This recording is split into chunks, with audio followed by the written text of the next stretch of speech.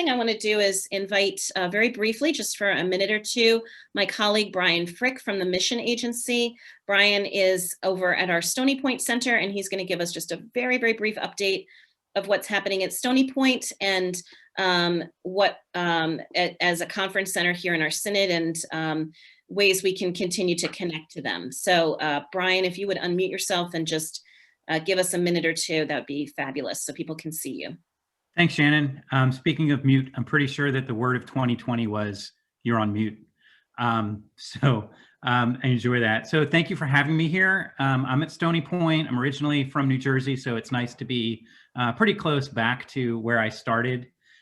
Quick update on Stony Point. As you may be aware, the pandemic was horrible to conference centers and any place that did accommodations. We went from a great year in 2019 to a horrible year in 2020. We reduced the size of our staff, and we greatly reduced the size of our conference center that we have open. We've entered into a period of discernment. Stony Point isn't done with us, and we're not done with Stony Point.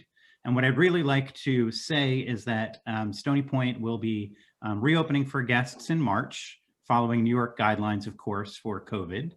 At this point, New York has quarantine rules, so it's going to be New Yorkers only until that changes.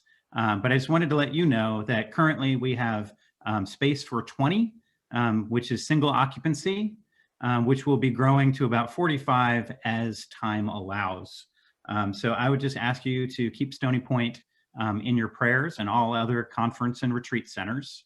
And come out and see us as soon as it's safe. So thank you very much, Shannon.